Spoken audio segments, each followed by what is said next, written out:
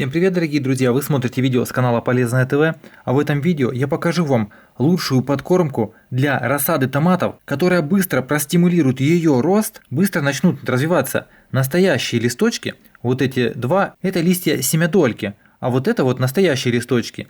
И бывает у большинства моих подписчиков, которые пишут мне в комментариях, что рассада сидит на месте и не растет.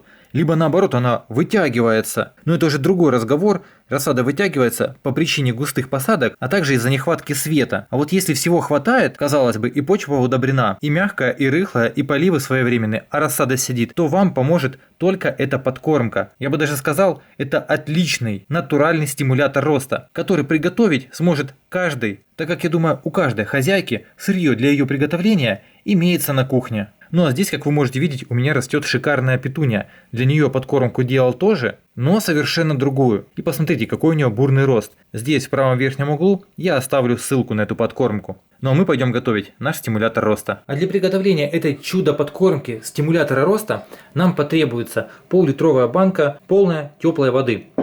Также нам потребуется дрожжи 100-граммовая пачка. Это сырые, не сухие. Потребуется сахар и какая-нибудь палочка для перемешивания. Только обязательно придерживайтесь тех пропорций, которые я вам буду давать в этом видео. Это будет безопасная дозировка для рассады, и мы получим то, что нам нужно.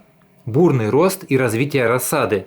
Безо всякого вытягивания, увядания и других проблем. Для начала нам потребуется приблизительно около 100 грамм живых дрожжей. Для этого мы на глаз делим нашу пачку на 10 частей, вот столечко, и растворяем их в теплой воде. Теплая вода – это обязательно, они лучше начнут работать, а еще лучше они будут работать, конечно же, при помощи сахара. А для этого нам потребуется 1 столовая ложка без горки. Это питание для наших дрожжей. Чтобы запустить процесс, высыпаем и теперь тщательно перемешиваем. Затем даем дрожжам немножко отстояться, еще разок перемешиваем и выдерживаем этот раствор около 2 часов до полного растворения в воде. И только тогда мы будем его применять. И вот по истечению 2 часов мы еще разочек перемешиваем хорошенько наш раствор, это концентрат. И обратите внимание, я специально подобрал такие пропорции, они очень удобны. Пол-литровые банки у всех есть в хозяйстве, а также и 3-литровые, так как это концентрат и разводить его нужно 1 к 5. Соответственно, наливаем сюда 2,5 литра теплой воды комнатной температуры и выливаем сюда наш концентрат. Если воды в банке оказалось немножко меньше, то доводим ее до самого верха. И также тщательно перемешиваем. Все, это готовый раствор для подкормки. А хорошо ее применение для вашей рассады тем, что благодаря дрожжевым бактериям из-за их жизнедеятельности возникает активность микроорганизмов в почве. И происходит быстрая минерализация, своими словами переработка органики в почве.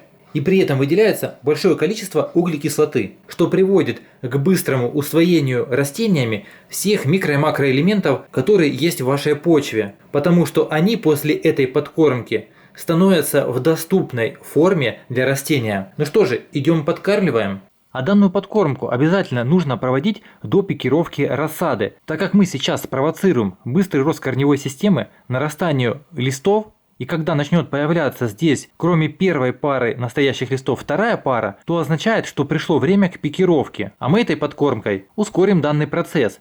Подкармливать можно как столовой ложкой, под каждый росток столовую ложку данного раствора. А также можно при помощи шприца. Около 5 мл, не больше, под одно растение. Причем обязательно рассаду предварительно нужно полить, хотя бы слегка. По сухой почве данную подкормку не проводим, чтобы не нанести вред рассаде. Данным стимулятором роста мы подкармливаем один раз сейчас до пикировки. И потом после пикировки через 7 дней, когда рассада обживется в новых горшках на новом месте, для новой активации роста корневой системы и нарастания зеленой массы эта подкормка тоже пригодится. Также данная подкормка должна быть использована сразу после приготовления. Не нужно ее хранить, так как свойства она теряет. Поэтому данный объем, который я вам привел, отлично подойдет для домашних условий и выращивания рассады. И данная подкормка подходит не только для томатов, а еще для перцев, баклажанов, для той же петунии можно использовать. И другой рассады, которую вы выращиваете у себя на стеллажах, либо же на подоконнике. Приступаем к самой подкормке.